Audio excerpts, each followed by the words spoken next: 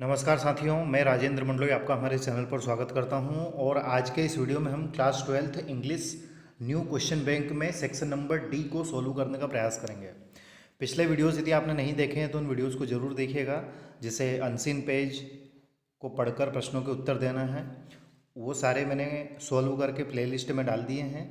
कल मैंने 2 वीडियो डाले थे, जिसमें सेक्शन सी, जिसमें फिल इन द ब्लैंक्स और डू एज डायरेक्टेड के वीडियोस हैं, तो वो वीडियोस आप ज़रूर देखिएगा। ठीक है दोस्तों।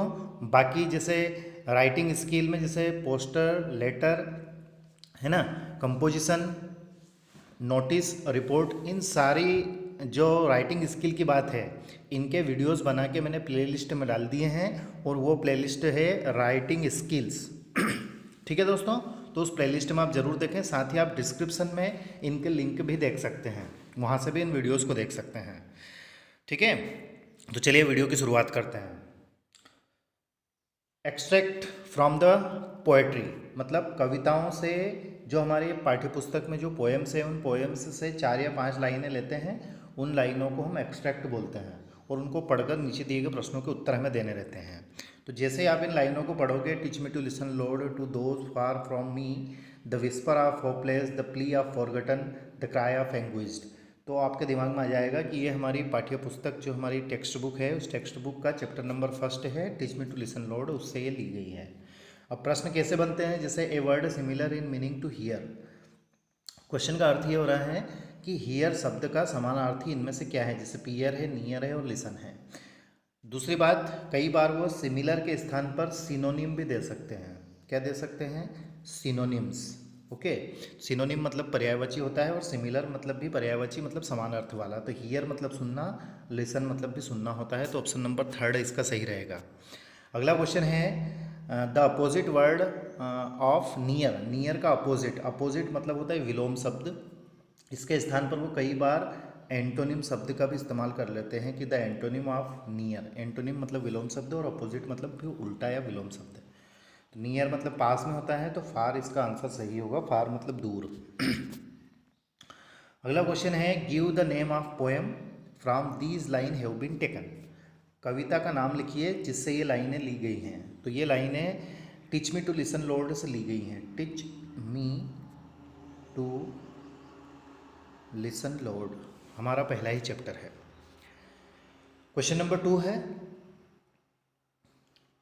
ये भी वही लाइनें हैं, मतलब उसी पोएम से ली गई लाइनें हैं। तो इनको पढ़कर हमें प्रश्नों के उत्तर देना है। तो जैसे पहले क्वेश्चन की बात करें, जैसे what is same meaning of word listen. Listen का सेम मीनिंग क्या है? तो वो उसने इस उसी क्वेश्चन को घुमा के बोल दिया है कि उसमें हियर का पूछा था, इसमें लिसन का पूछ रहा है। तो लिसन मतलब सुनना, और हियर मतलब भी सुनना होता है। तो ऑप्शन नंबर सी इसका सही रहेगा।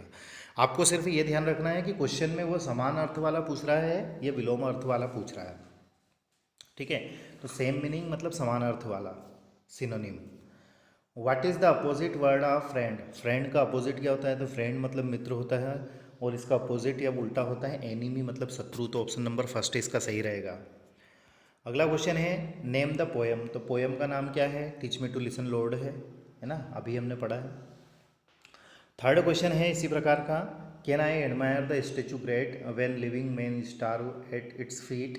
Can I admire the parks green tree A roof for homeless miseries. Name the poet. तो पोएट का हमें नाम लिखना है। ठीक है दोस्तों, तो ये मैं आपके लिए कमेंट्स करके छोड़ रहा हूँ। पहले तो आपको ये देखना है कि ये जो 4 लाइनें दी गई हैं, ये इस कविता किस कविता से ली गई हैं। ठीक है, और उसके राइटर का नाम क्या है। आपके लिए मैं थोड़ा सा होमवर्क छोड़ रहा हूँ। आप पेज पलटेंगे, बुक खोलेंगे, है ना, तो आपको 101% अच्छे नंबर आएंगे। ये 4 लाइनें आप देखिएगा। ठीक है, और वैसे ये जो 4 लाइनें दी गई, मैं आपको बता देता हूँ, ये इन द कंट्री से ली गई हैं। किससे ली गई हैं? In the country. ओके, अब आपको ढूंढना है कि इसके पोएट का नाम क्या है, और ये आप मुझे कमेंट्स करके बताएंगे। क्वेश्चन नंबर 2 है, give the meaning of word starve. Starve का क्या मीनिंग होता है? स्टार्व का अर्थ होता है भूखमरी के कारण मर जाना, है ना, खाना ना मिलना, भूख के कारण मर जाना। तो यहाँ पे लिखा हुआ है डाई ऑफ हंगर। हंगर मतलब भूख होता है। तो ऑप्शन नंबर 1 इसका सही रहेगा। अगला है, why does the poet say that he can not admire the statue great.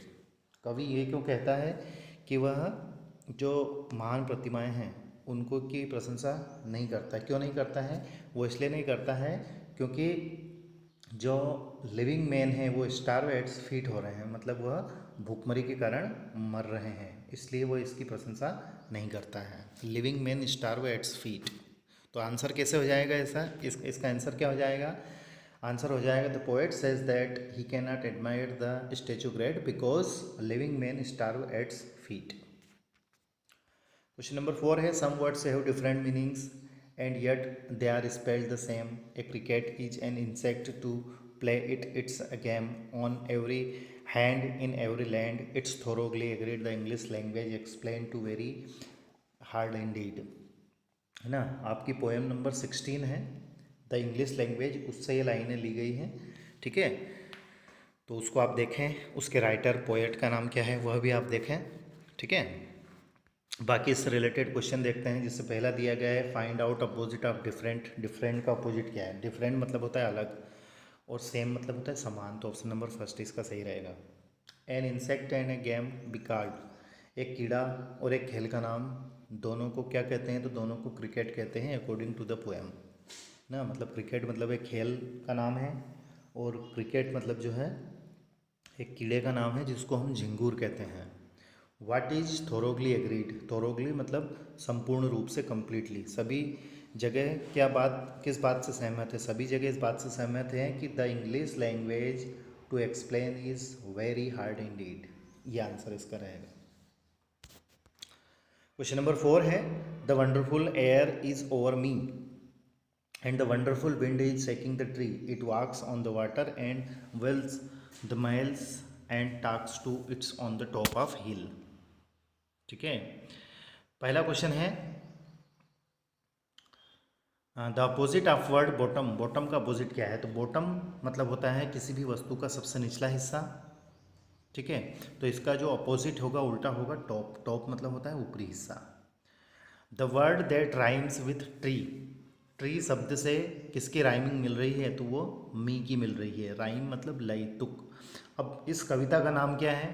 तो वो आप मुझे कमेंट्स करके बताएंगे कि the wonderful air is over me, ये जो लाइनें ली गई हैं ये किस कविता से ली गई हैं, है ना। थोड़ा सा आपको भी वर्क करना पड़ेगा। ठीक है, कहते हैं ना कि कर्म प्रधान है, कर्म कीजिए, है ना। अगला क्वेश्चन है question number 5 yet dear is far from cheap, a jumper is a thing you wear, yet a jumper has to leap. ठीक है, इन लाइनों को आप पढ़ोगे तो ये हमारी चैप्टर नंबर 16 जो है द इंग्लिश लैंग्वेज, उससे ये लाइनें ली गई हैं। अब इससे रिलेटेड क्वेश्चन कैसे पूछे गए हैं? तो देखिए, what is the opposite of word dear. Dear का अपोजिट क्या होता है? डियर मतलब होता है महंगा। क्या अर्थ होता है? महंगा, कीमती। सॉरी।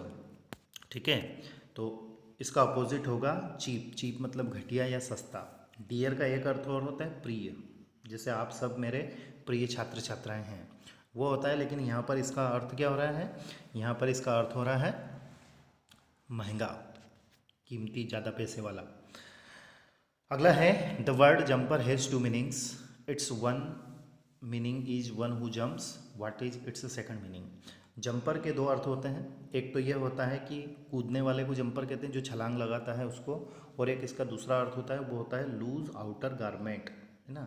मतलब ढीला कपड़ा, ढीला कपड़ा, ढीला ढाला कपड़ा जो हम कपड़ों के ऊपर पहनते हैं उसको आउटर गारमेंट्स कहते हैं। नेम द पोएम, तो मैंने पहले ही बता दिया है द इंग्लिश लैंग्वेज से ये लाइनें ली गई हैं। नेक्स्ट क्वेश्चन की ओर चलें। Wise were the human hands that set her about the world and times domain the soul of all lives calm pure alone reveal its boundless self mystic and bare. ये लाइनें जो हैं the hill top temple chapter number 10 से ली गई हैं, और इसका जो राइटर है, राइटर का नाम है श्री अरविंदो, है ना। तो चलिए देखते हैं what is the synonym of word soul. Soul का सिनोनिम क्या है? सिनोनिम का अर्थ होता है पर्यायवाची, समान अर्थ वाला। तो सोल मतलब होता है आत्मा, तो इसका ऑप्शन नंबर बी सही रहेगा। स्पिरिट मतलब भी आत्मा होता है। अगला है what is the opposite word pure. Pure का अपोजिट क्या होता है? प्योर का अपोजिट होता है इम्प्योर। प्योर मतलब शुद्ध और इम्प्योर मतलब अशुद्ध। Name the poet of the poem. Poem के कवि का नाम क्या है? तो पोएम के कवि का नाम है श्री अरविंदो। ओके, तो आज के इस वीडियो में हमने आपके important according to the question bank आपके जो एक्सट्रैक्ट हैं उनको हल किया हुआ है। नेक्स्ट वीडियो में हम सेक्शन नंबर डी में जो क्वेश्चन पूछे जाते हैं टेक्स्ट बुक, वर्कबुक, पोएम और प्रोज से, उनको हम देखेंगे कि उनके आंसर आपको कैसे लिखना चाहिए और कहाँ पर उन प्रश्नों के उत्तर आप देख सकते हैं। ये वीडियो आपको कैसा लगा आप कमेंट्स करके ज़रूर बताएं। साथ ही आपके फ्रेंड्स, रिलेटिव, क्लासमेट्स के पास इन वीडियोस को शेयर कीजिएगा।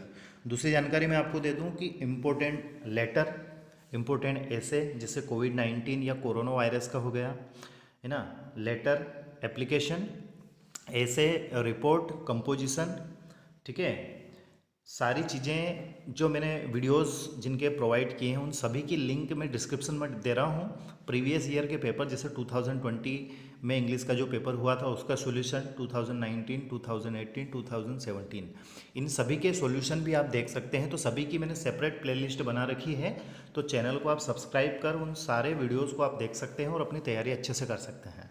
किसी प्रकार का कोई डाउट या कोई क्यूरी रहे तो आप कमेंट्स कर सकते हैं। ग्रामर की बात हम करें तो ग्रामर की भी प्लेलिस्ट मैंने बना रखी है, ग्रामर फॉर ऑल के नाम से प्लेलिस्ट है, तो उन वीडियोस को भी आप अच्छे से देखें और अपनी तैयारी अच्छे से करें। किसी प्रकार का कोई डाउट या कोई क्यूरी रहे तो आप कमेंट्स कर सकते हैं और चाहे तो आप मुझसे पर्सनली कॉन्टैक्ट कर सकते हैं। मैं आपको नंबर दे रहा हूँ 9589661967। इन नंबर पर आप मुझे व्हाट्सअप कर सकते हैं ताकि किसी प्रकार की कोई डाउट या कोई क्यूरी हो, पीडीएफ चाहिए, नोट्स चाहिए, तो मैं आपकी हेल्प कर सकूं। अपने दोस्तों के साथ इन वीडियोस को शेयर करना ना भूलें और अपनी तैयारी अच्छे से करें। Thank you very much. Thank you once again.